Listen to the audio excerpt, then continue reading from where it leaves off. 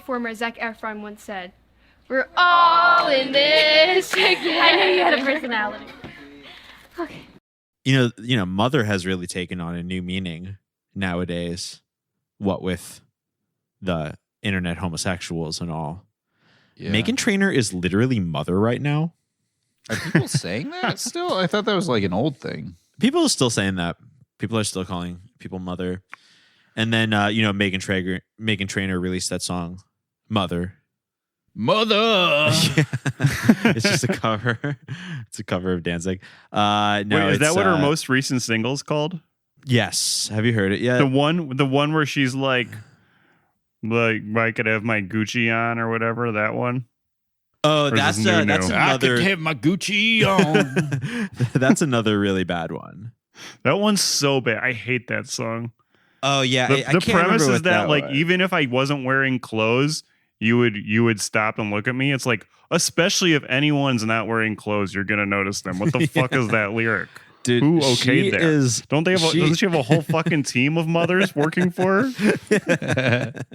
Yeah, there's a whole team of mothers at the North Pole, cranking out Meghan Trainor songs.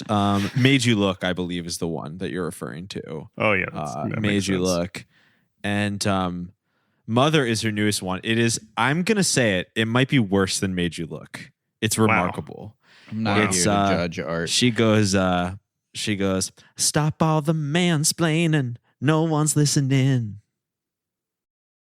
And it samples that old like Sandman song, the 60s song, you know, the Mr. Sandman. Yeah. Oh, and, I thought you meant like Exit Life at first.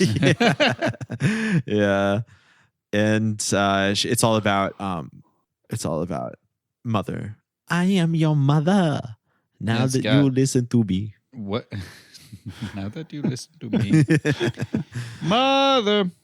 It's a mother. It's a mother. It's a mother. It's got the Kardashian lady in it. Kris Jenner cameos in the video.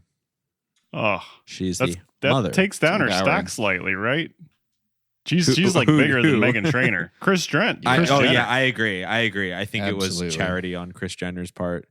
I mean, Meghan Trainor is very well. First of all, she's literally mother. Second of all, she's very interesting because, you know, she's written some co-written at least some like very big pop songs.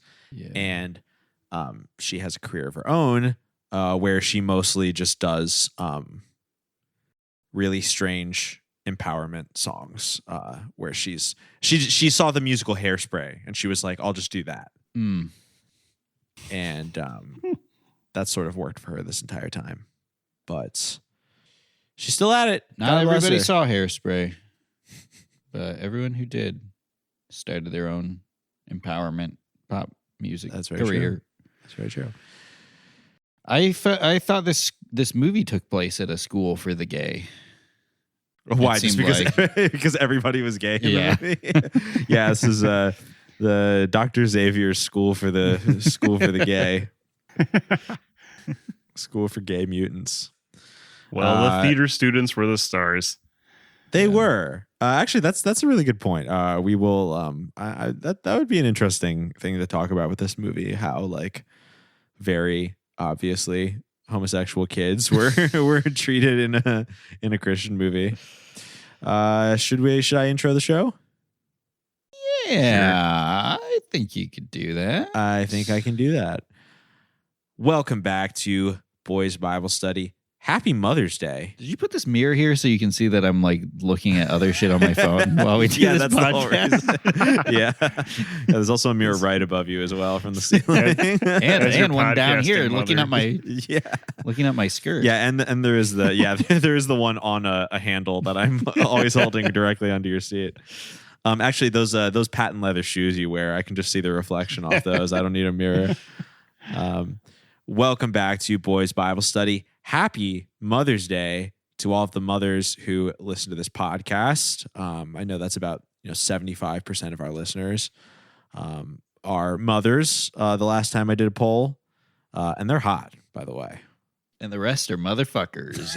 Okay. Happy Motherfuckers Day, y'all. Yeah. When's their day? That sounds like a freaking Tucker Max kind of thing. Oh, I should remember. I mean, Father's Day is coming up pretty soon. If you know what I'm saying. That's a little bit of a happy motherfuckers day. If you know what I'm saying. Hey. Happy Tucker's Day, y'all. Happy Tucker's Day to Tucker Max, Tucker Carlson, all of the Tuckers in your lives.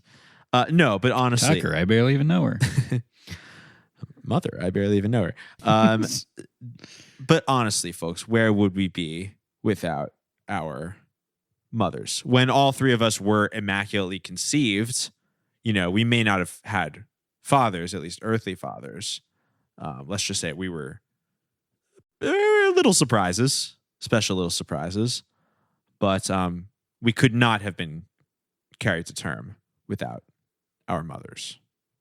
So just something to keep in mind. Were you an unplanned pregnancy? No. Scott? But if I was, it's news to me. Okay. If I did it, here's how. It reminds me of my favorite Farrah Abraham song, Unplanned Parenthood, which is such a fucking good song title. She's a genius. Yeah. Great album. It is. No, I'm pretty sure I was planned. I was conceived shortly after my parents were married. Mm-hmm.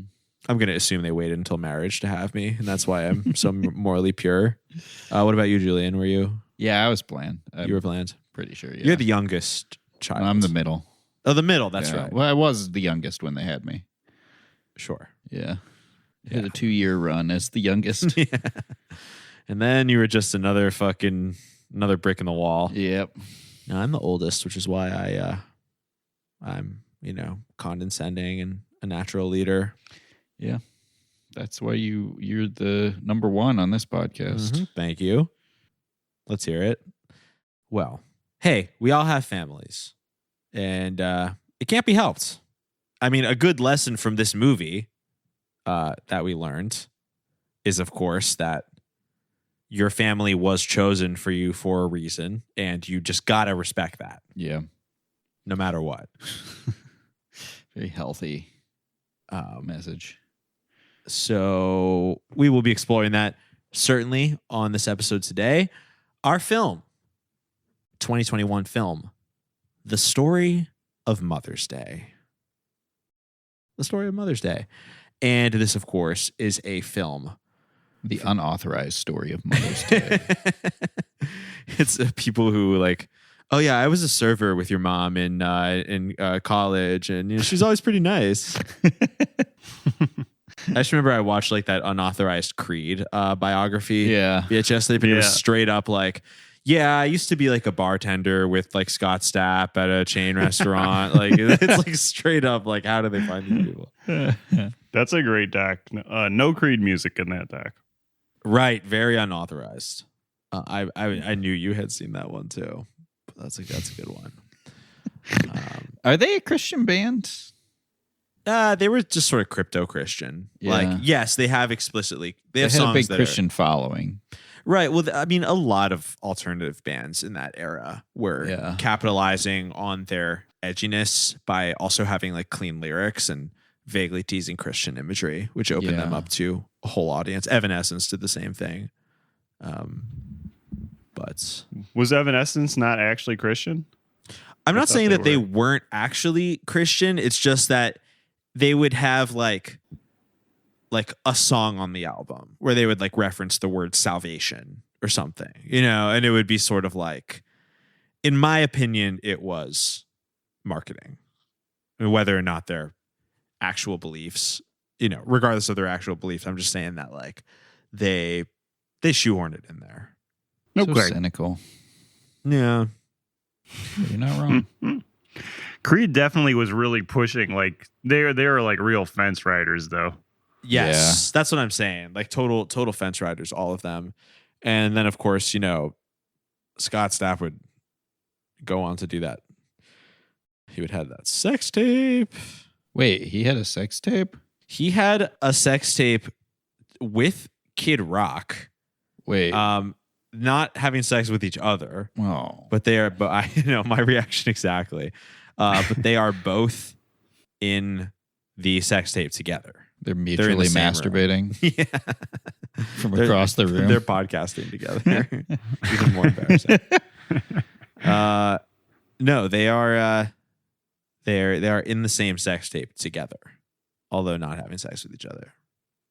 Pretty crazy. Yeah. But you don't see that every day, I'll tell you that much. No, you really don't. Wonder how their mothers responded to that. Yeah, I would be very curious to know. Well, our director of this movie, I think we can all agree he is literally mother. That's Jason Campbell.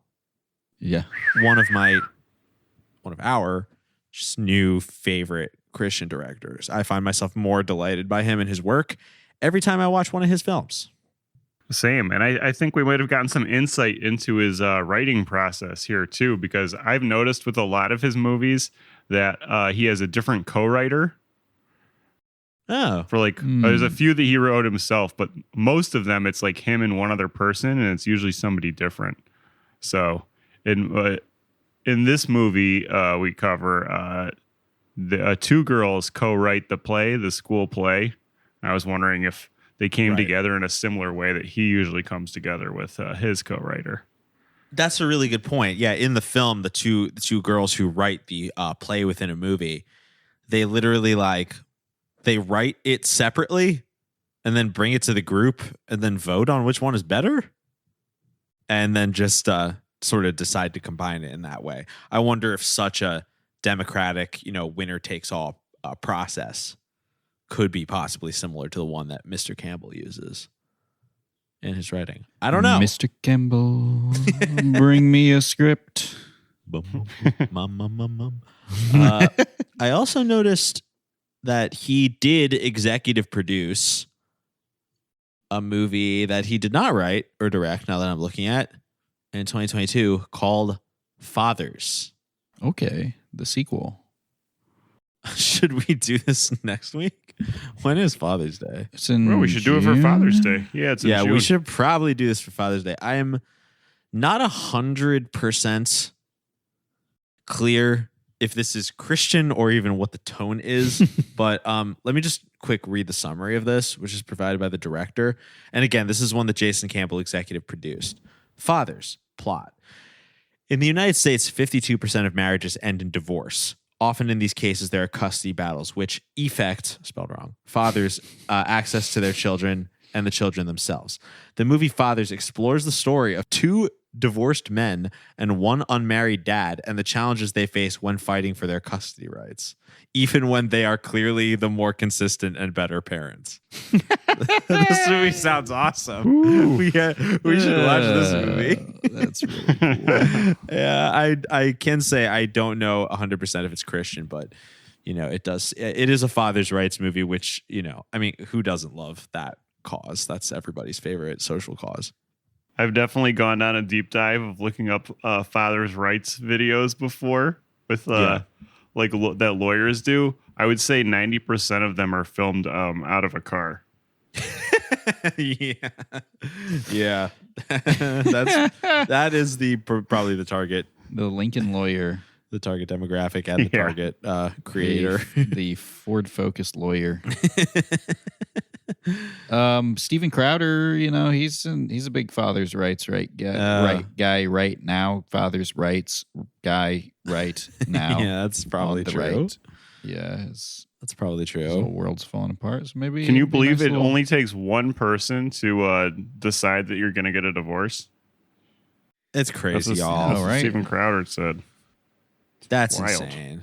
Wild. In Texas, of all places. Well, I just feel like if you make a commitment with someone, you do everything together. Like you make a commitment to divorce the other person together. Yeah. That's in the arrangement. For better or worse, if I remember correctly, is what it says in the vows. You want to get divorced? That sounds pretty bad. It does. It would sound a lot less bad if people would pronounce it divoiced.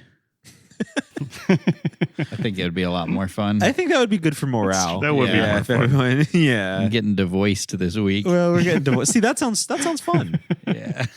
I like that.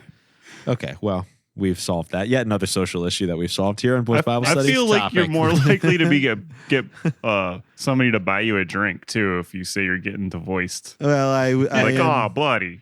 I'm going through a divorce. Oh, what are you having? What are you having? I'll get to. Getting devoiced is the worst thing that could happen to a podcaster. That's really true. That's really true. They will never take my voice. Listen, they might take my kids. They might split my Funko Pop collection right in half. They will actually Solomon in the Bible. He was very wise because when a man and a woman, they were getting divorced, and they took their Funko Pop to him, and they said, which of us should keep the Funko Pop? And Solomon said, we'll just cut the Funko Pop in half and give half to either one. And the man said, no, give my wife the Funko Pop. And the woman said, oh, I don't care. We'll just each take half. And Solomon said, well, I will obviously then give the Funko Pop to the father because he's the more consistent. The Iron Man Funko Pop. He is a more consistent parent. And that's from the Bible, y'all. Yeah.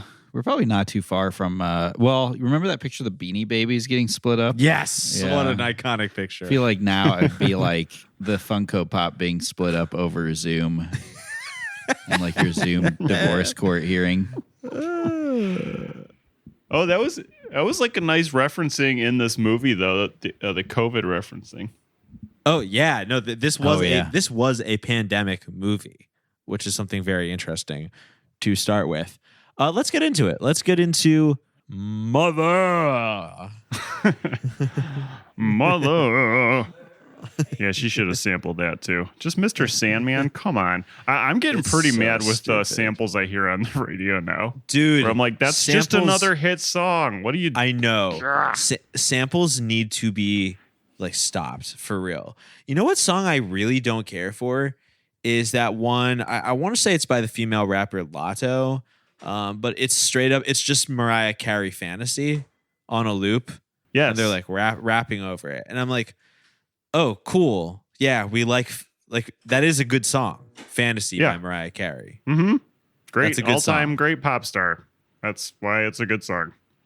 And it's just like, really? I don't know. And she also references like big dick energy on that song, like 5 years after that meme or something like that. That song is just, it's a little old at this point, but like that song was just like, no, that's this like this fantasy song by Lotto. Meghan Trainor, okay, it's gonna sound so bad. So not bad, but dumb when I sing it. But she samples the Sandman song, but she goes, "You're such a bum bum bum bum bum bum bum bum bum bum." She's calling the man a bum. Mm-hmm. You're such a bum. Which honestly, like as a man, it hurts to hear women are going on the radio and they're calling our young men bums. Can't we all just get along? Nobody's as bold as the creators of this movie, because they didn't take a pop song. They took like, for their theme, they took like a song from like a dog food commercial or something. that like whistlecore song. The like jangly whistle core. That was like Kickstarter core. Yeah. I know. Come on, everybody. We got to get cleaning. Grab a broom, grab a brush, grab a towel, grab a friend.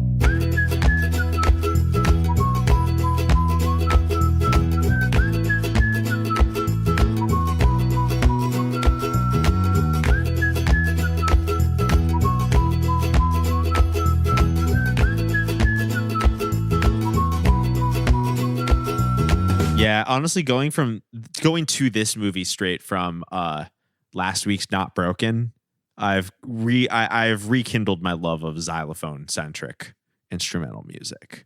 It's been a good string of weeks for that. But just to get us back on the thought train we had before, this is first and foremost a pandemic movie, because one thing that is very interesting about the story of Mother's Day is that it takes place at a school, at high school, and a big focus of this movie is a school of kids trying to sort of get their lives back to normal after their school year's been interrupted by Cock Big 19. Yeah, I think the boys at this school would like that a little bit. And the theater kids they're so happy to be back. They get the news. I think it's like first scene in the movie that they can they get to put on a play again. Yes. The pandemic aged some of these kids. It was not kind to a lot of the students at this school. Some of whom looked like they may have been in their early 30s.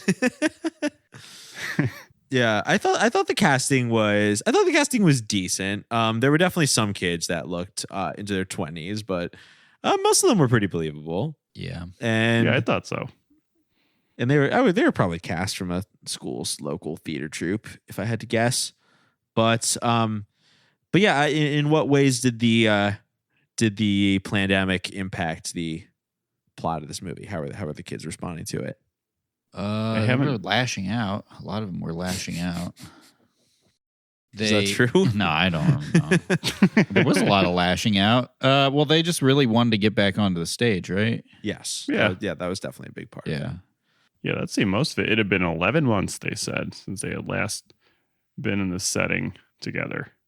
Yeah. It's wild. Did you notice that there was like a couple times when they were like showing students walking around the hallways, there were like monitors set up recording their movements? Did you notice that? No, I didn't at all. That's weird. There was one specific part where I can remember, and I think it happened like at least another time, but one of the kids like ran through a hallway, and in the corner you could see like an iPad set up recording it, like his movements. I think it might have been That is very weird. like actually for the movie, because I don't know what other reason why there would be like a iPad recording children's movements through the school, other than we live in a freaking police state. It's for an app I'm working on called Watch Those Kids. watchuskids.com. That is very interesting. I did not notice that. However, it would not surprise me because the surveillance state is really all. But yeah, it was just interesting to see a lot of the dialogue related to the pandemic. I find that Jason Campbell is pretty good at. I think he just produces so much that he doesn't feel an advantage of producing as much as he does is that I feel like he's not too hung up on like, well, now I'm going to tell a pandemic story. And by the time I make this movie and the movie comes out, like that will still be relevant to people. Yeah, very naturally plays into it. It does. Yeah, the kids are back in theater. There is an ongoing plot of whether or not they will actually be able to perform. Yes, the restrictions have lifted, but does the school have enough money? And the man standing in between the theater program and their funding is celebrated actor Dean Cain is back in this movie. We love to see him. He's looking We love good. to see his parts all shot in one day on a different camera. We sure do. Yeah. And this is the second Jason Campbell movie, as far as I remember, that we've observed him in.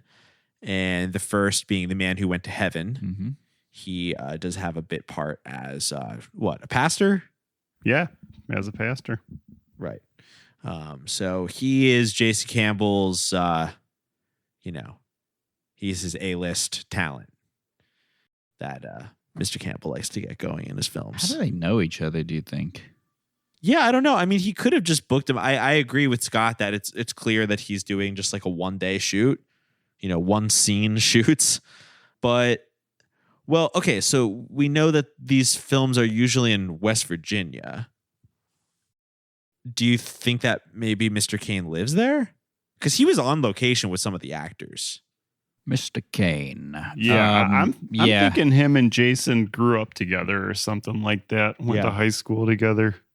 That's my guess. It could be.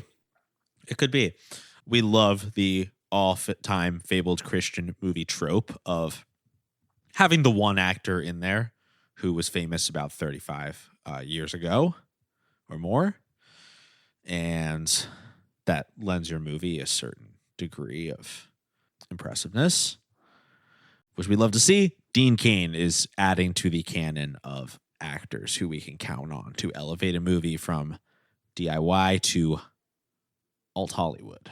And he was good too. Yeah, he was great. He was great. There's a really funny part where they cut to him talking to a bunch of teachers, and he said, it cut to him in mid-conversation. Yeah. And he just goes, and then they said, Jabberwocky's not just a single person, it's a group of people now. And then there's a long, like a pregnant pause, and he looks at the woman out of the three teachers he's talking to. He just goes, well, you would know. And then they said, Jabberwocky isn't just a fictional character anymore. It's actually a whole crew. Yeah. Well, you would know. And then someone walks in and interrupts. That is crazy. Yeah, it was very, very strange. That was crazy. I have a theory about what he meant by that line. Was he talking about the dance group? That's what I believe. Yes. I believe he's making a reference to the now Vegas performing dance group Jabberwockies. Yeah. Who I believe came up on, it wasn't America's Got Talent, but it was one of those like competition America's Next shows. Best Dance Crew. Yeah, it was a show about yeah, dance but groups, what you're is right. but he's also referencing the Jabberwocky, like the Lewis Carroll poem? That is my exact interpretation of that. Yeah, he says a Jabberwocky isn't just a fictional character; it's now a whole group. Yeah, that was one of the. I feel like Dean brought that one. Woke culture has gone too far. That was remarkable, and that was also one of the, not the only, but one of the few sort of very telling like references to real world cultural events in this movie, which let us know that everybody's about 10 years behind. Yeah. Another cultural reference I noticed in this movie is that when the theater kids are trying to decide a play, one of the young ladies says, let's put on something that makes people happy. Mamma Mia makes me happy. And then they go, Mamma Mia, here I go again. It'll be cool. We'll have the cool laser swords. We'll make all the newbies, all the aliens we kill. Laser swords? We could really pull this off, guys. Lightsabers. What if we just pull a random script and keep it simple? Like a 2-act play. That's boring. You heard them. We get to choose. Why not make it something crazy? Something original. Something happy? Mamma Mia makes me happy.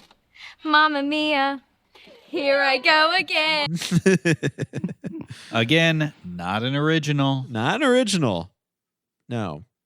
So, this is the sort of situation we have going in the school right now. It's set during the pandemic, but everyone's cultural touchstones are from 2009. There is an active Mother's Day play in the school. Turn off the lights, lock the doors. Yeah, run, hide, or fight. Yep. There's Mother's Day play put on. Yeah.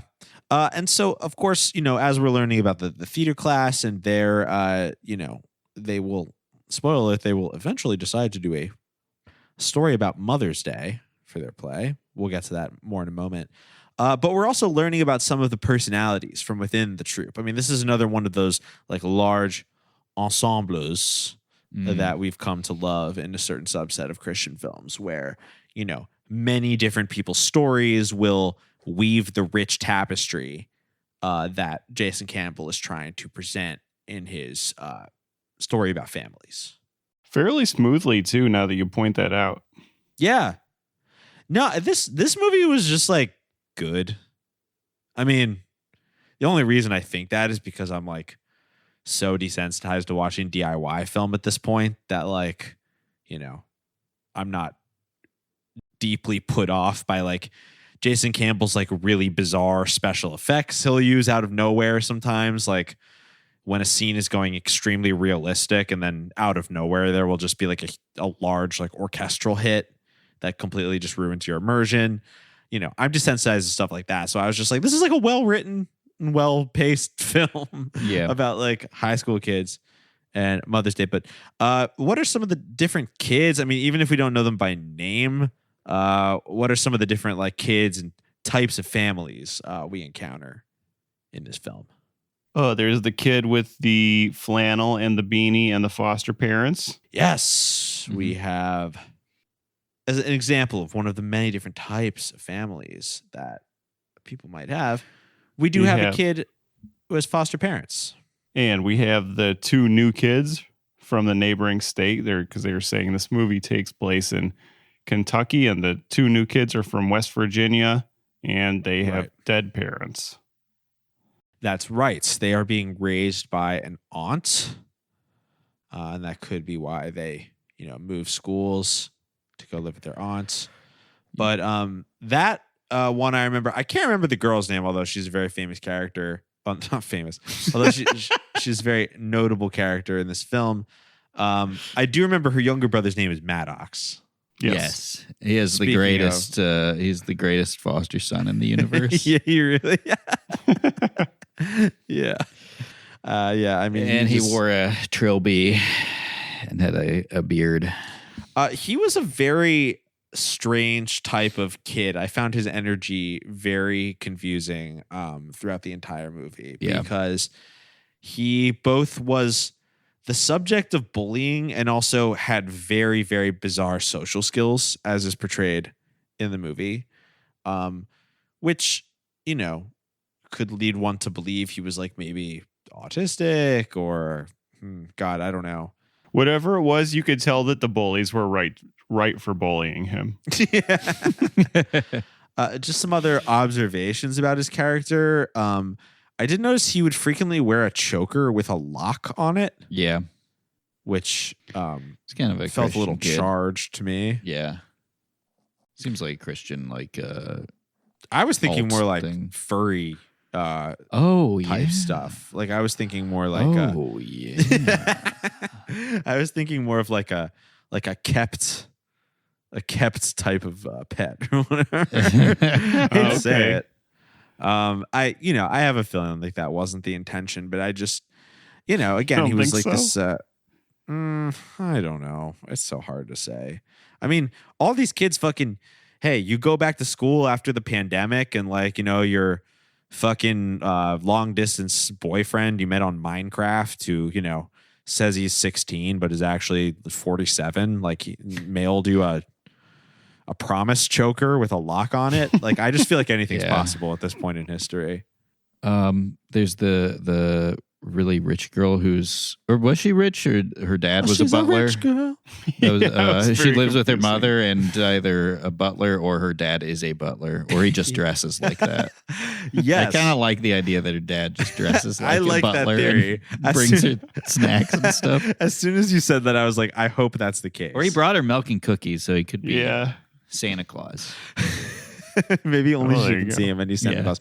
Yes, that's one of the options for alternative family that you can have, as we learned from this film. You can have rich family, where you maybe just have one parent, in this case a mother, and the main figure you look up to in your life is a butler named Jenkins, who brings you stuff.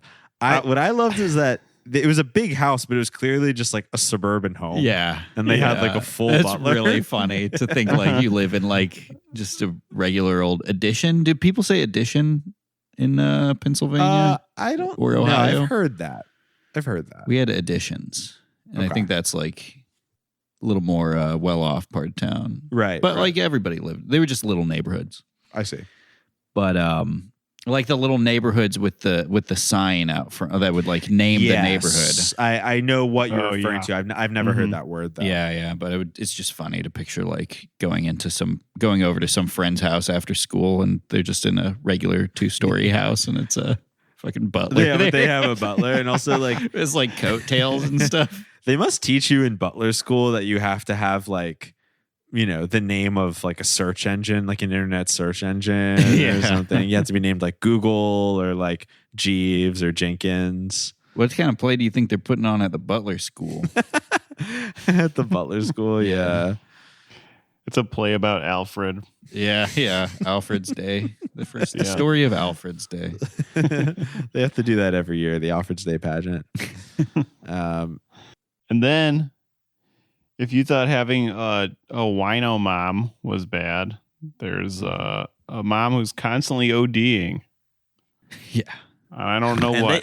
Some kind of pills, stressful. I guess. It does sound very stressful. Last night, my mom overdosed. Again.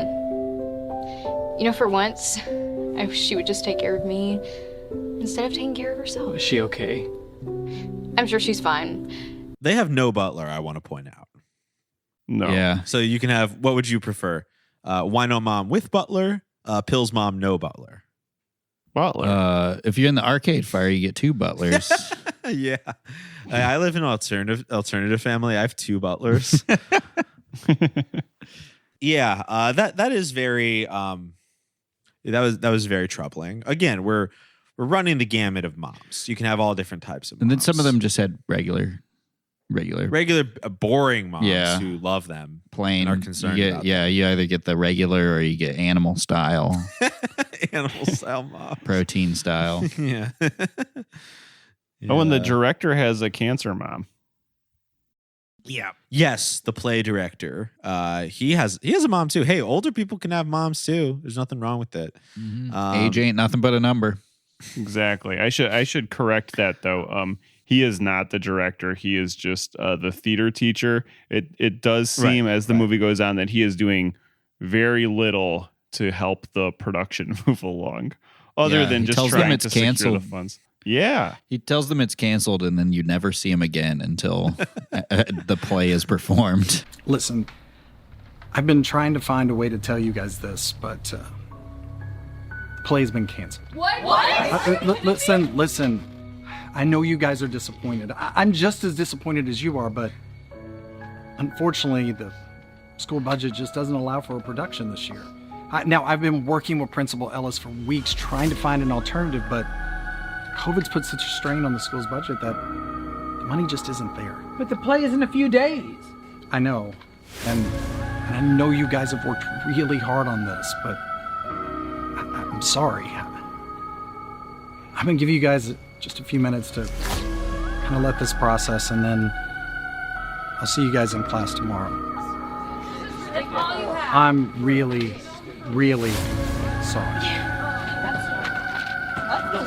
Just awesome. Let's go.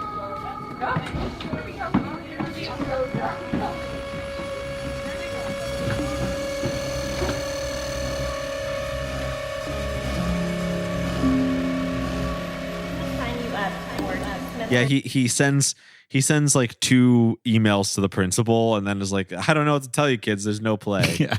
And then he steps away for a long time, and then there is a play, and the play is done, and it's great. But he does have a mom, and his type of mom is cancer mom. Yeah, dying mom. What else types of moms? We have the one student's family is very interesting. We have a student whose mom is loving and attentive, but the father has PTSD. Oh, yeah. That was a sad one. That was a very sad one. Yeah. And, part of at the end of the movie when they're all talking about what their moms do, he's like, in front of a whole audience, he's like, my dad has problems. And like, my mom always knows what to say, so he won't like hit us or whatever. Yeah. That seemed to be the implication. Yeah. Very strange. Sure. That was pretty sweet when he was like researching PTSD to better understand his dad. Yeah. Because before that ending part, there was no there was no implication that he was abusing them or anything. He would just like sit in the car and like be really sad and stuff. Which I want to add, men have to do that sometimes. Yeah. Sometimes men just need to sit in their car and be sad and punch the steering wheel a little bit. Yeah. And What do there's you nothing don't wrong have a with that. car? What do you do? Oh, I mean, that's why I'm gay, basically. I didn't have a car during formative years of my adulthood. That's why I turned gay. There was somebody I knew in high school who supposedly he was like really cool. He was like just like the cool kid when you're younger and you're like, oh, that's like what the bad cool kid is like in high school. Right. Mm-hmm. And supposedly, I never had it fully confirmed or not, but the rumor was that he had a truck. He was rich too. He had a truck at his house just for crashing into a tree when he was mad. Like in one specific tree that was on his property. Whoa, that's a really cool legend to have about someone. Whoa. I've never heard anything like that before. That's remarkable. That's some Cronenberg crash yeah. stuff. Yeah. Yep. Yeah, Wow. all kinds of families in this. Yeah, we have. I think we nailed all of them. Crash family. We have families that get in car crashes for Yeah. fun. We have. I pretty much got all of them. I think as far as different types of families go, Carson, whose name I also remember, who's one of the more prominent kids in the movie. He has one of the most like seemingly normal and healthy family lives. I don't remember if we see his father, but he does have a mother who, works a lot. She's always working like night shifts and doubles and stuff like that. But he's a very nice boy. He picks her up from work. He just seems like very, attentive. He's a good son. Yeah. We don't see his dad because he left 3 years before. Oh, I missed that detail. Yeah. I missed that detail. Right. Yeah, that's why he related to the new girl or was like able to. Oh, yeah, because they both get in her pants faster. Right. Right. This movie was definitely. Hold on a second. Was this movie a Christian movie? Yeah. They prayed at one point. Oh, yeah. Yeah. Yeah. Good. And like the dance studio they went into was called the dance studio, but it had a T. The T was a cross. Aha! One of those old Christian dance studios. Yeah, which I feel like I saw a lot in my hometown growing up. Yeah. I never really thought about. It was just like that graphic design aesthetic of having the T replaced with a cross. Well, it's a good way to signal. Yeah. It's a good way Virtue to signal. Yeah, it was literally. the Christianity, and this was mostly signaled or accidentally in the background, or maybe intentionally it was in like the background. It was like suburban signaling, Christian suburb signaling, but I did think this movie was interesting in that they made it so the kids were at least portrayed as being of different socioeconomic backgrounds. Yeah. We have butler dad, but we also have the Carson, whose mom is like working a double shift at the restaurant and blah, blah, blah. So that was interesting, at least. Here's mommy. That's what Carson. That's what that one's for Carson. That's what he says when his mom gets home from a double. Some interesting things about this movie's Christianity. One, that it was definitely, the kids were definitely not portrayed as being like lustful, but we do see like kids, boys and girls kind of coupling off, right? Yep. It's cuffing season. It was cuffing season. It seemed Mother's Day, That's when you got to give that girl in your school a carnation and say, I want you to be the mother of my kids. That's what you do on Mother's Day. Also, as we said earlier, can't remember if we were recording or not. I think we were recording.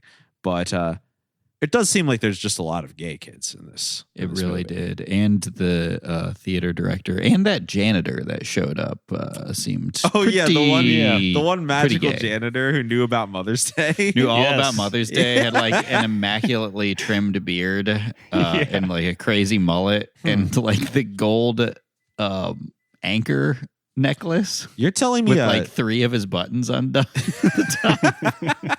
I couldn't help but overhear this conversation. I know both of you disagree with how Mother's Day was invented, but you both are right to a certain extent. Both West Virginia and Kentucky did play a part in the first Mother's Day. And I think that you both would be surprised about those two pioneering women. They both had a lot in common with each other. Yeah, Ray's 100% correct. In fact, that gives me an idea. I think we should do a play about Mother's Day on Mother's Day. Wait, you're telling me a man with a very devoted relationship to his mother might be gay? I really wanted to see him and the theater director. I would have liked to have seen that. Yeah. That would have been nice. They were made for each other for sure. That would have been romantic.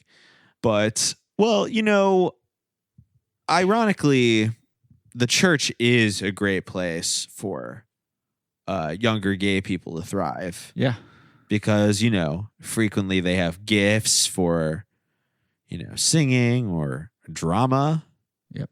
Or, you know, they're good at reading or, you know, any of these things like that.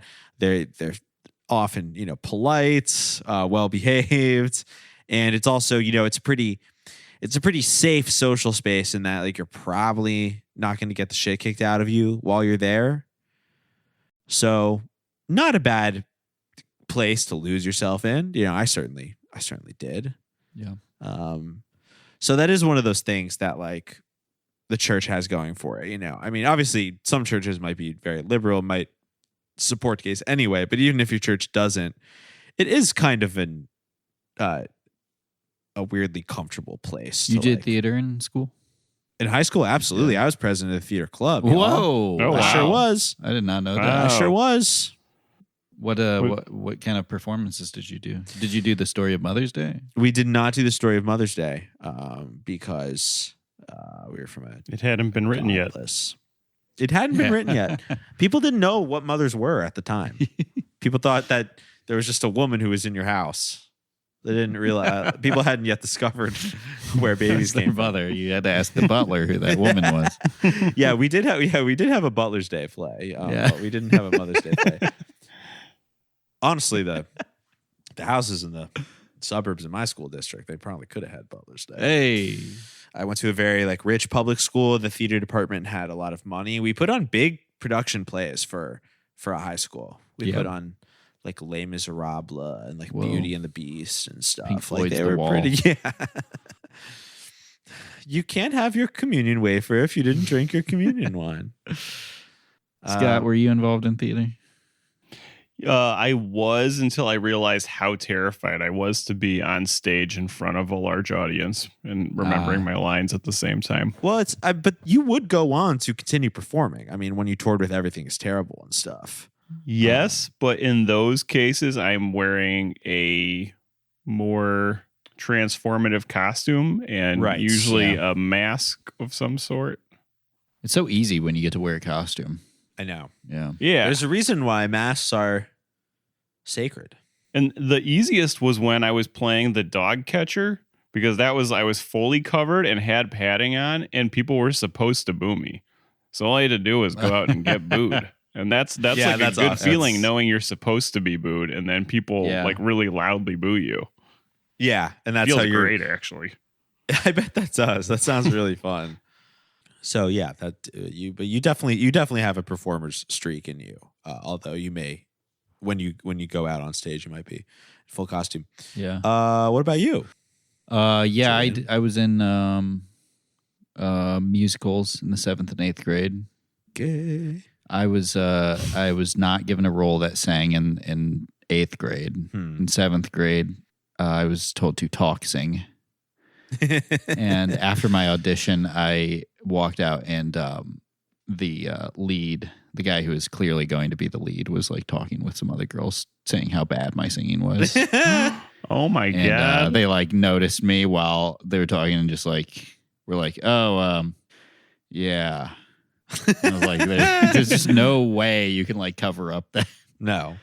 That was pretty awful. And then I ducked. I laid low for a little while, retired for a little bit, and then I came out of retirement to do a play in, I want to say like junior year of high school, maybe sophomore. And it was like some generic horror play. A horror play?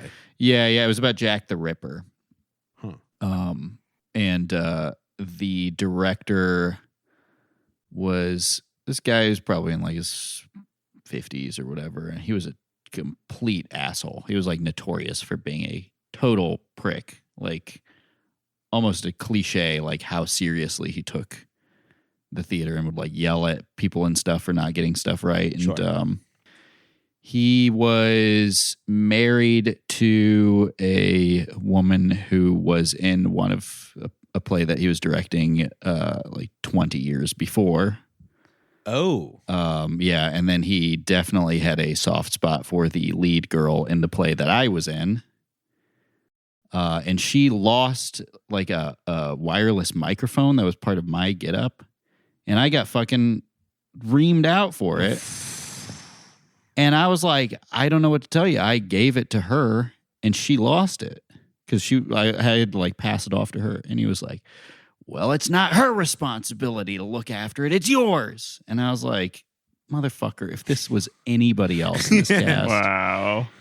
And so I did not return for another production with that guy. And then a year later, he got fired for trying to put on Bat Boy, the musical. Oh, you told me that part. Yeah. And they did Godspell instead. That's after awesome. they fired him. I was so happy he got fired, Wow. even though it was kind of for bullshit reasons. But He got still, fired. He did get fired on account of wokeness in Yeah. Nanny State. Yeah. You can't sleep with your students anymore without No. facing some sort of repercussion. You know what's funny? Multiple members of my school's theater department would go on to have inappropriate relationships with their students. Really? Yeah. Multiple? No, not all of them were fired, but I would learn later just from like catching up with high school friends and reminiscing about the old days. Like, oh yeah, that person was doing this and that person was doing this. Like, that, like literally, there was like 4 or 5 adults in charge, and like all of them in some way or another. High school teachers can be There's a certain subset of high school teacher who are maybe not like sexually inappropriate, but they're sort of there to try to be high schoolers again. Yeah. Not all. We've all had amazing high school teachers. I certainly have, but I can identify a subset, like a subculture of high school teachers who like got way too friendly and like intimate with their students on like not a mentor level. Like we're like involved in their like lives and dramas and stuff. Yeah, I tell you, if I had a kid who was entering the education system, I would be freaking. Oh, whoops. Oh yeah, no, yeah. Go on. I am. I'd be freaking out. It's probably fine. Yeah. We should maybe talk about how they get going on this Mother's Day play. No inappropriate relationships in this movie. No, not really. No. There's actually, in bringing up the magical janitor, that really is like the main turning point, early turning point of the movie, because the new girl and the popular girl in the theater department are arguing over where Mother's Day began and who started it. Was it someone from Kentucky or someone from West Virginia? And that's when the janitor steps in and is like, well, you're kind of both right. We should do it on Mother's Day. Like perform it on Mother's Day? Well, why not? It's perfect. I mean, Kentucky basically invented Mother's Day. No, it didn't. It says it right there. You're wrong. It's just another fake Kentucky lie. It's not a lie. What is your deal? Seriously, why are you so difficult? Why do you care? We learned this in school back at home. It was some lady named Jarvis. Look, we don't have much in West Virginia, but what we have, we keep. Such a reach for conflict in that scene.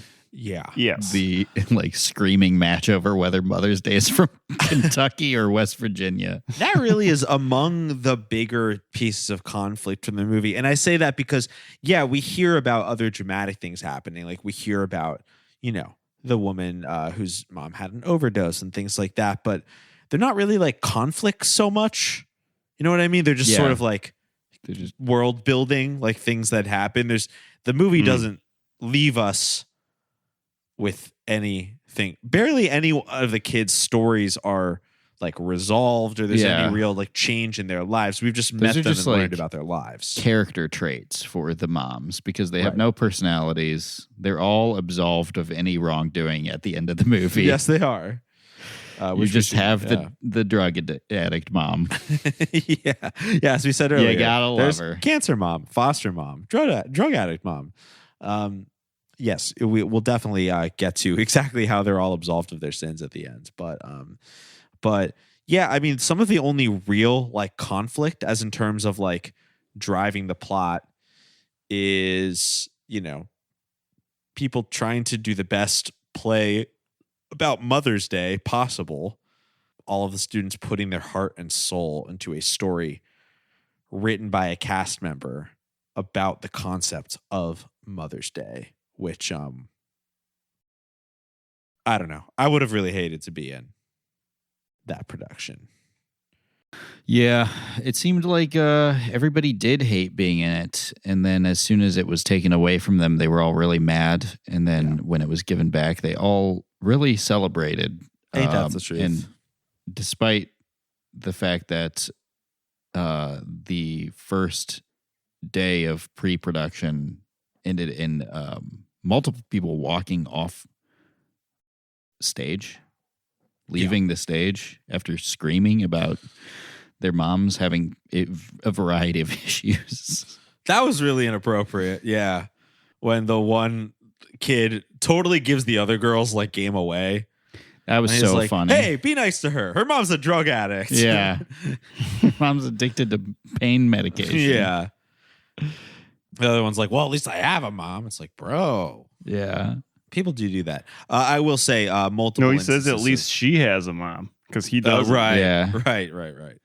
Yeah. I will say from my experience being in plays, definitely multiple instances of people getting mad and rage quitting. Really? You had that? Oh, yeah. Oh, wow. Tensions run high, dude. Yeah, I don't think I ever saw that. I wasn't as involved as you were. The first guy I ever knew of who did cocaine when he was like 17 or 18 got really mad at the choreographer. Clearly in like a fit of being on stimulants and left the production that day. It happens, you know. Tensions run high. But and, you know, it means a lot to people. That's what the theater is all about, you know. The theater is all about the drama. The theater. It really is. It really is. I guess one of the other bigger plot moments in the movie is the rich girl. She can't depend on her old mom's money. Yeah. But much like Not Broken from last week, her mom does not approve of her doing theater. So she is kind of trying to like work it into, she's very good in school and her mom wants her to have like one extracurricular and she like makes something up and works it in so that she has two in there because theater's her favorite. She wants to act. Exactly. Yeah. The film Not Broken last week had a similar plot. Another, you know, similarly aged girl, like 17, 18-year-old girl with an interest in the arts. And her mom doesn't see it as very viable. In this movie, her mom wants her to take French and Latin instead of home ec and theater.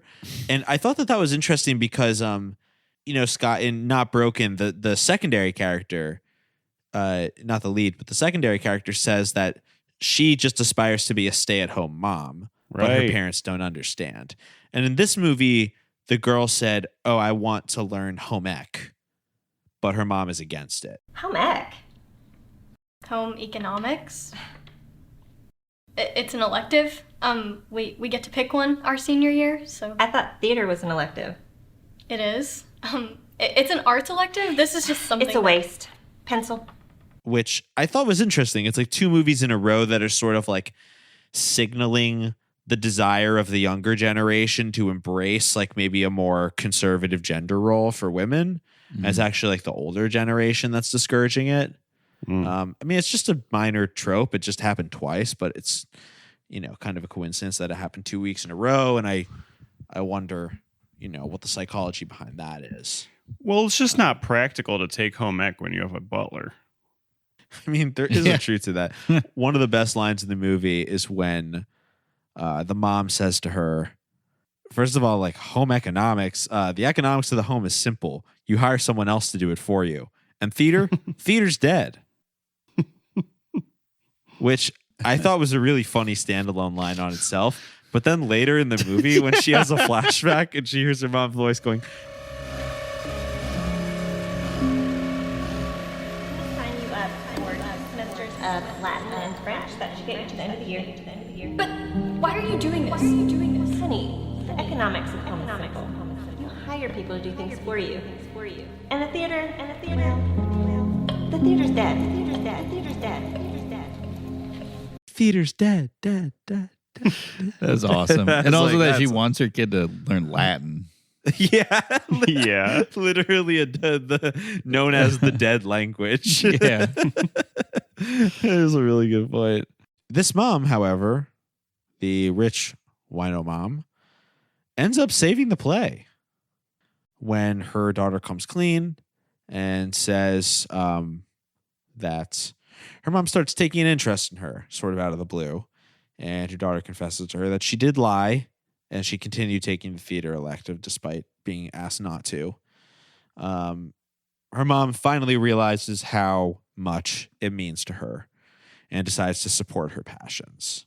And she saves the day because she has money. She's like the only character in the movie who's depicted as having extra money. Mm-hmm. And she ends up completely salvaging the entire plot of the movie, which just goes to show you money can buy happiness. It really, it did. It did. Yeah. A lot of really deranged messages in this film. Yeah. That was definitely one of them. All coming to a head at the end. Money can literally buy happiness. And, I mean, it definitely takes money to put on a theater play, especially if you want to rent costumes and, things like that. Nice looking costumes. But, you don't need thousands of dollars to make a play. I mean, you need some money, yes. But There wasn't anything particularly amazing about this play. Yeah, because the movie was made on a very small budget anyway. So it's like... Yeah. Did you catch the list of executive producers at the start of the movie? It was nuts. Really? I don't even know where you'd be able to find this without just watching the opening credits. I wonder if it lists them on IMDb. Yeah. Looking back at my letterboxd. Let's see. There's hardly any. That's why I'm worried it might not show them. I'm looking at the wrong movie. I'm looking at Andy the Talking Hedgehog. Not that I opened that. I see a lot of producers, yeah. Wait, does it have... Oh, fuck. Hold on. Jason Campbell. No.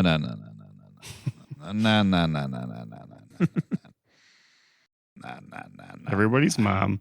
Well, you're looking for the beginning credits. How about those closing credits with all the thanks to moms? Was that all from people who worked on the movie? That could be, because it does seem like quite a bit of families were involved in the movie. Oh, here's something that's interesting. I just found out something interesting, y'all. One of the producers credited on the movie is Bobby Lacer. He's the one who played the theater director. And and co-wrote the actor. And the actor who played Carson is Brandon Lacer, and the actress who played the wine mom is Eileen Lacer. It's a lot of Lacers. So we got a couple Lacers involved here. That's all I'm trying to say. Okay. A lot of Lacers. There was another name I saw a lot of in this too. There's lots of Bassetts. Yes, lots of Bassetts. That's the one. There's a lot of families in here's general. What I go have on, for executive producers. All right, I'm looking at the opening credits right now. Executive producers: The Dance Factory, Meeks Martial Arts. This is listed under executive producers. Serve Pro of Henderson, Webster, Union, McLean, and Crittenden counties. Cool. Well, they leave that one up there for a while. I believe that's it. Okay, so there were multiple community organizations listed as EPs. Of course, there is that famous scene from the movie where they're in the dance studio just looking around, and they're like literally looking at the signs and being like, "Did you go to this dance studio?" "No, I went to Meek's Martial Arts." Right, and then she like takes a swing at him. I used to take dance when I was younger. I loved it. And this place looks really cool. Yeah, it's nice. I used to come here a lot when I was younger. You used to take dance lessons? No, I went to Meek's Martial Arts. Seriously? I'm even more surprised that you took Taekwondo. Really?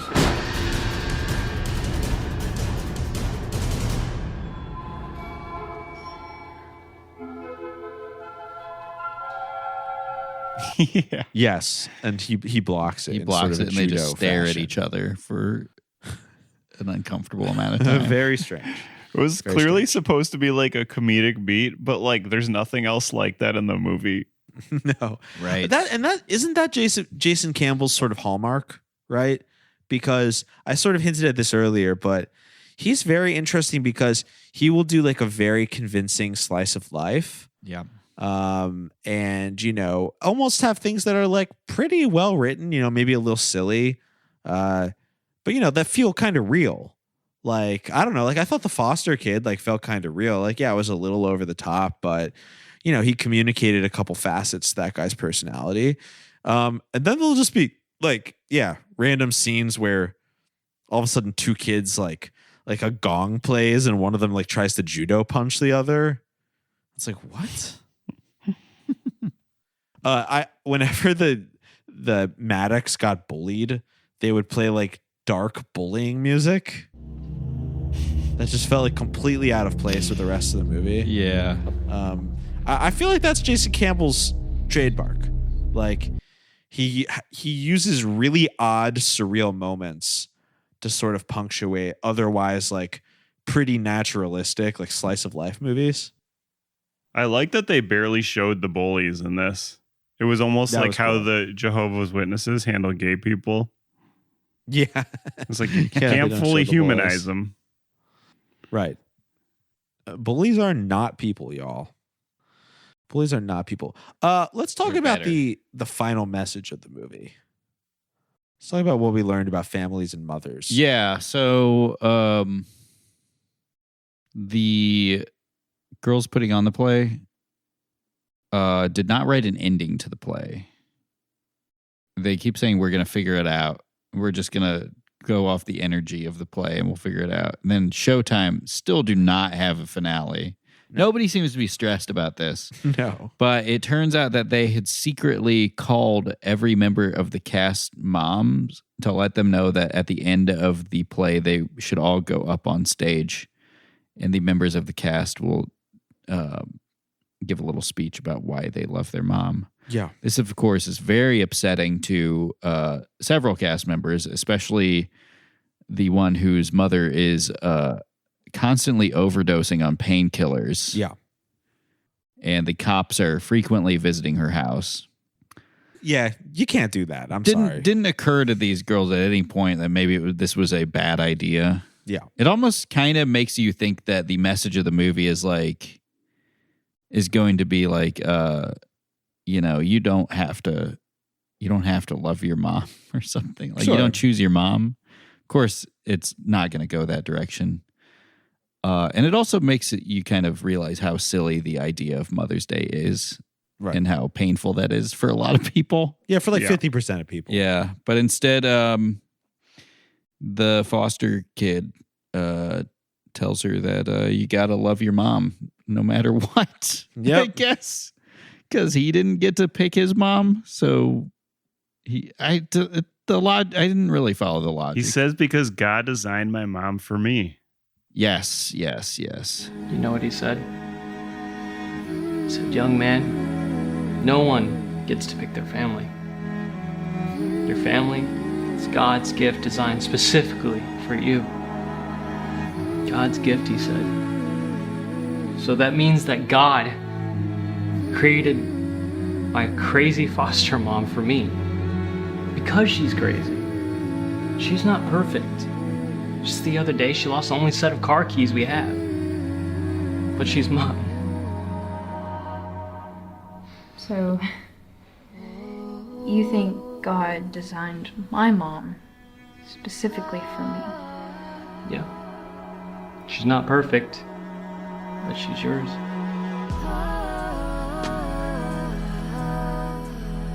God accidentally put all the points into pill addiction on your mom.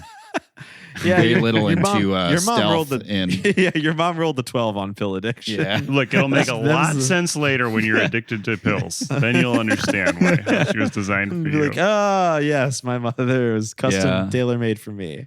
Also, a lot of moments in this play were people just sitting on stage. There were many times where there were like lengthy discussions going on backstage, and you could see what was happening in the actual play. And it was just like 6 people reading books on stage. Yeah. And there was a scene that ended with a girl running out on stage carrying a sign that said 5 years later. Yeah. And apparently she was out there for like 4 minutes, like dancing. And while they had the discussion about like God chose your mom.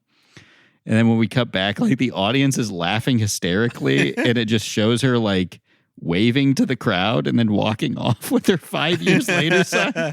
She sold it out there. Yeah, she was serving out. It was there. like it reminded me a lot of that the killing of a Chinese bookie. Yeah. They had that like insane burlesque show that made no sense. The Mother's Day themed burlesque show that they do in the killing of a Chinese bookie. Well, I feel like that's also a Jason Campbell thing because he did Nun Nancy, correct?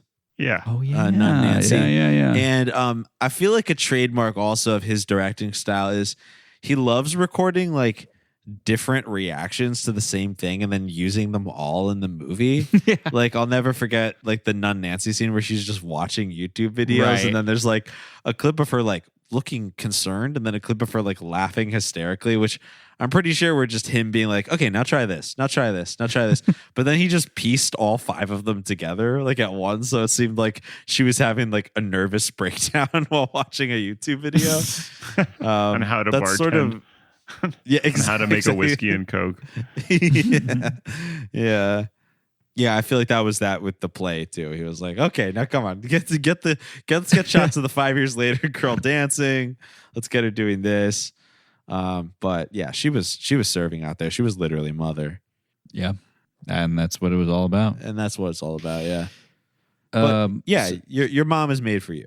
Yeah. And all the moms go up on stage and every member of the cast says a little something about their mom. The daughter of the pill addicted mom says, "I love you, Mom." And that's it. They all nail it, no matter how hard. Yeah, I think that's the end of the movie, isn't it? Oh, the kid who doesn't have a mom, or the brother of the new girl from West Virginia, he sings a song. Of course. Yeah. And we're just going to have to put that song in this episode because they've been building up to it the whole movie. Yeah. That's what I really liked about this part because like throughout the whole movie, there would just be things of like, oh, I hear your brother sings. Mm-hmm. Oh, we should have him sing in the play. I hear your brother sings. And she's like, oh, maybe my brother will sing. Maybe not. Not a lot of planning for what was going to happen during the play. It was pretty impressive It really that they were able to pull it all off. Honestly, Killing of a Chinese Bookie is a great point of comparison. I'm really glad you brought that up. It's fantastic. The piano playing Maddox, I just remembered one of my favorite lines in the whole movie, which I texted you guys about yesterday.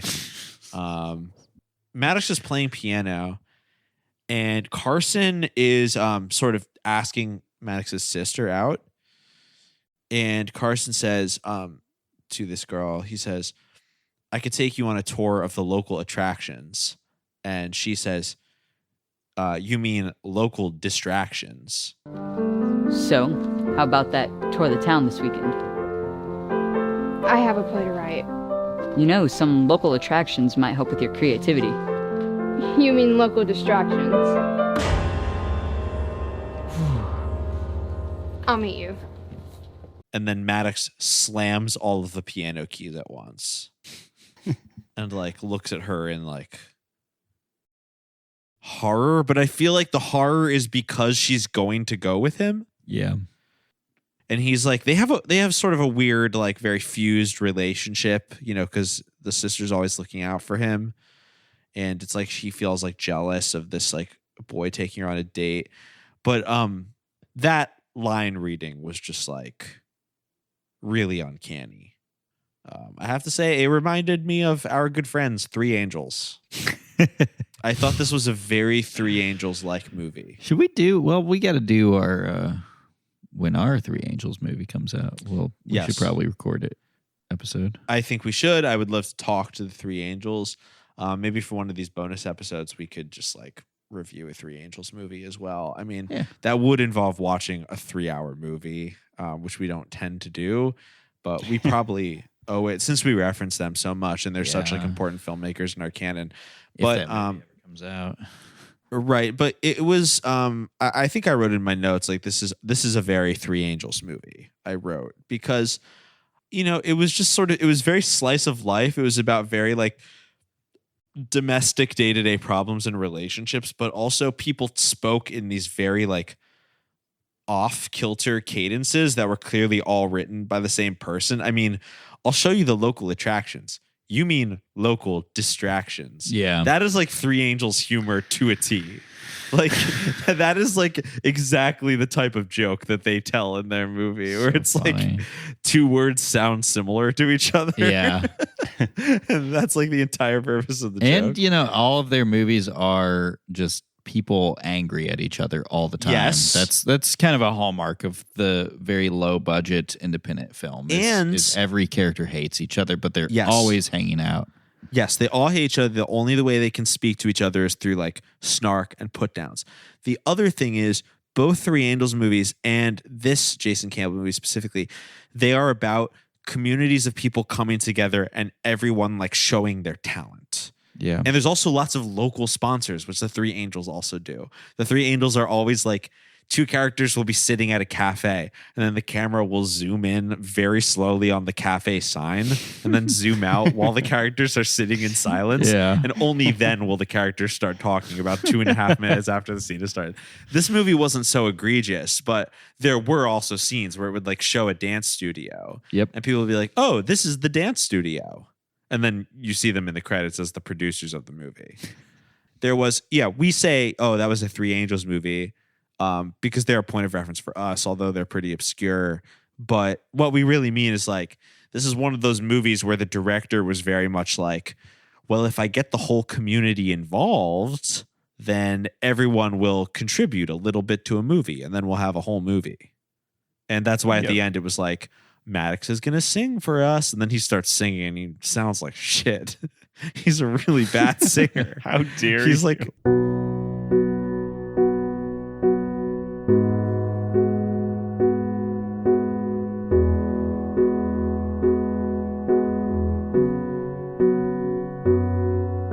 She gave me life, taught me what was right. Tell me not to fight the battles that weren't worth the fight.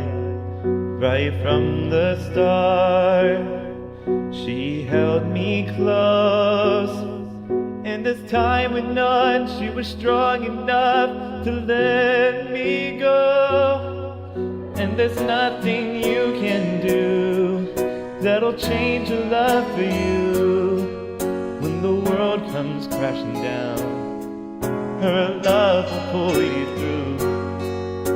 There's nothing you can say that'll take your love away. And the heartache and the pain, her love will remain. Her love is gonna shine through every day.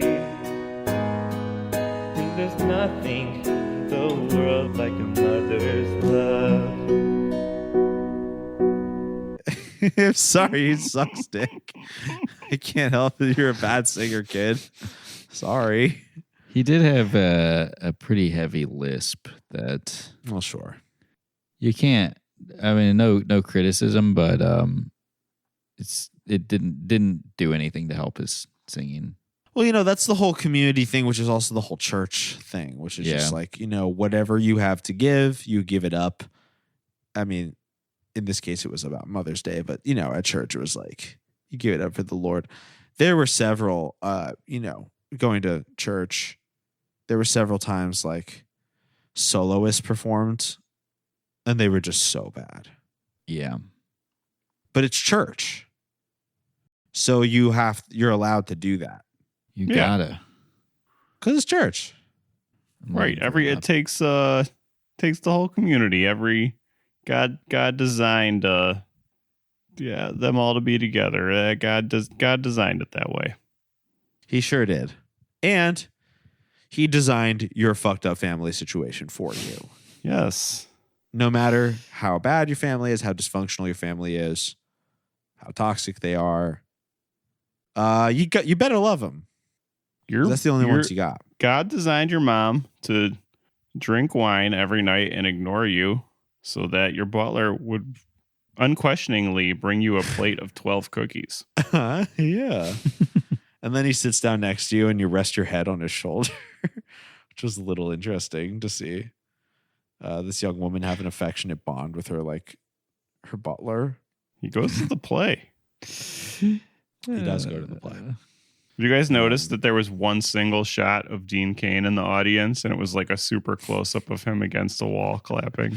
I did. Yeah, that was some clever Cain usage. Yeah. As I call it, entertainment. Where do you normally get the updates to Three Angels Power? I guess normally on Facebook, although I haven't looked in quite a bit. I follow them on Twitter, but they don't really post a lot there. Okay. I guess Facebook is probably the best way. You know what? Let me log on my Facebook really quick and see what they're up to. Check out their YouTube.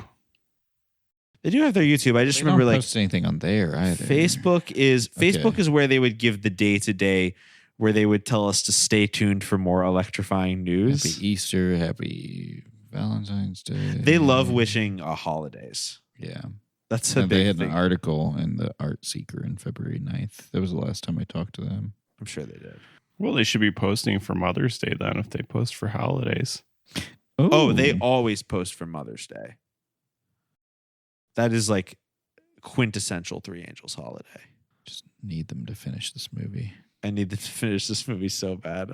I can't believe it's going to be like 5 years. It's pretty nuts. 5 years since they made this movie. Gentle listeners, all three Boys Bible Study cast members and many of our friends were in a Three Angels movie that we filmed remotely, that they wrote a script for us for. We're in a scene, a couple scenes actually. And this movie started well before the pandemic. The pandemic obviously, interrupted their plans. But no real telling if they would have gone any faster if there wasn't a pandemic. I know, but they keep being like, we're almost done. And then they'll post an update being like, we filmed 6 more scenes of It's going to be like 5 hours long. I swear to God, this movie is going to be 5 hours long. It wrapped in February, so I still think it's too soon to be like, hey, what's the status on the movie? Because it is, their movies are long. I know, they really are. But editing, I don't know if it would take that long to do what they do in terms of it. I'd be really curious to know on average how long it takes them to edit their features. Yeah.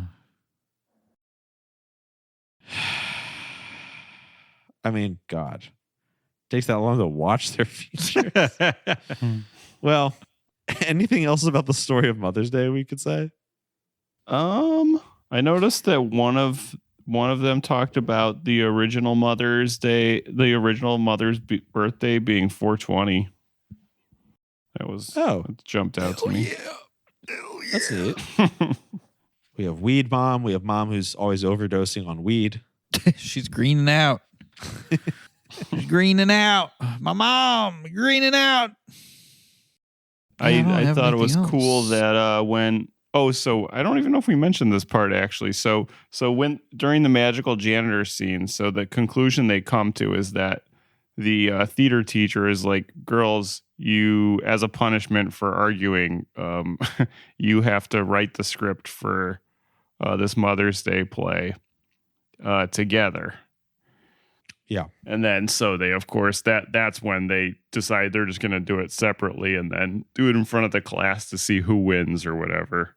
But the popular girl who's not a new girl says, who has hers more together, and when she's giving her pitch, there's like sort of like the idea of dubstep playing behind her to show that she's cool and had a better production in mind. That and was she awesome. says, I call my play Something About Mary. If you all please look under your chairs, I have provided a full report of my presentation today. If you will turn to page 1, we will begin.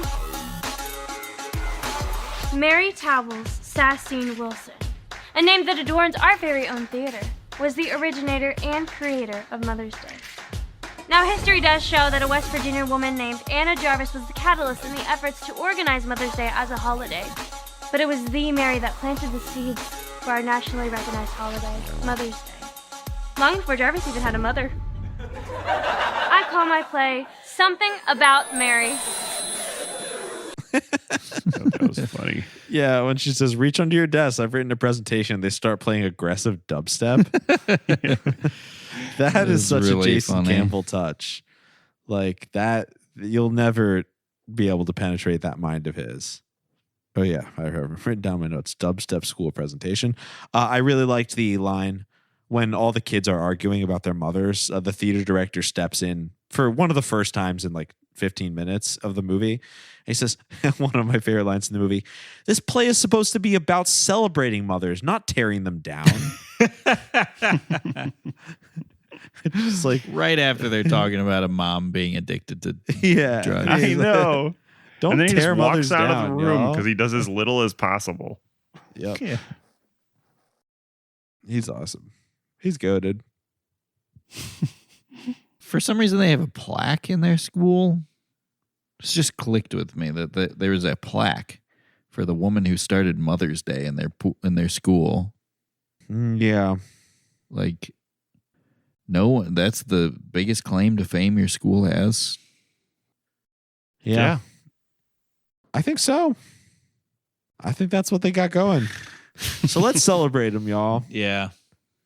Raise your glass to moms. Let's go. Let's go.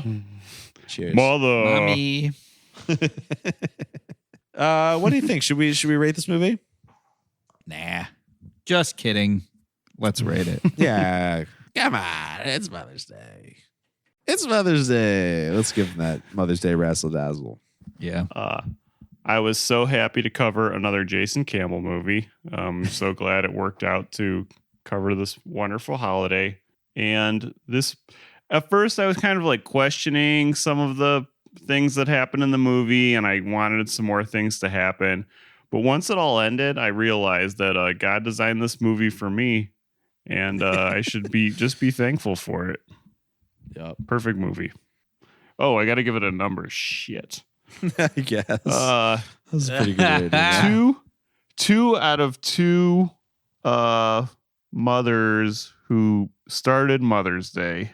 Wow. It doesn't get any better than that, folks. Perfect, just as every mom is. I liked it. I think it was Jason Campbell's Euphoria. Wow. Imagine Christian Euphoria. Yeah. I'm going to give it 6 out of 6 frosted cookies and a glass of milk delivered to you by the unsung mothers of our life, the butlers, our butlers. Yeah, if you don't have a mother, you must have a butler. So Yeah. we can celebrate them on this day as well. Wow, perfect score. I completely agree. I think Jason Campbell is a very exciting director working in the Christian scene. He's involved with a lot. We have a lot of things to catch up on. I do nominate his executive produced production Fathers for our potential Father's Day movie next month. We'll have to see. how we feel. But yeah, I'm gonna have to give this movie fucking oh god. I'm gonna have to give this movie 1 out of 1 Jenkins, okay? Because if you got a Jenkins, hold him close, because you don't want to let him slip away. This is gonna be a Christian Butler movie we can watch next. Yeah, Yeah. Lee Jenkins. Lee Jenkins. It's kind of weird that Lee Jenkins did the movie The Butler. That is kind of weird, but then again, there's no such thing as coincidences. Yeah, that's true. Well, happy Mother's Day to all of the mothers listening to this. Oh, Lee Daniels. Okay, we're going to have to cut that joke. That's fine. That's fine. I'm thinking of Leroy Jenkins. Yes, okay. I thought that name rang true. I thought something about that name rang true in my head. All right. Well, thank you to all of the mothers out there listening to this. If you're a new mother, then you can go to boysbiblestudy.com and subscribe to our show from there. If you're a very supportive mother, you may have already found yourself on our Patreon, patreon.com/boysbiblestudy, where any mother who subscribes at the $5 tier or higher will get access to all of our bonus episodes. And shout outs, of course, to our grandmothers at the $20 tier, Nicole, Marissa, Jeff, Kara, and Rhett. We could not do the show without you, so thank you very, very much for all of your support. And our outro music is Oh My God by Mother Mary. From all of us here at Boys Bible Study, Mother Ash, Mother Scott, and Mother Julian, we would like to say, peace be with you. And also with you, Master. My Lord. What did Butler say? Forgive me, Father, for I have sinned. I feel your love in me, it's coming from within. Oh my God, my devotion is so unwavering. Divine emotions when you enter me.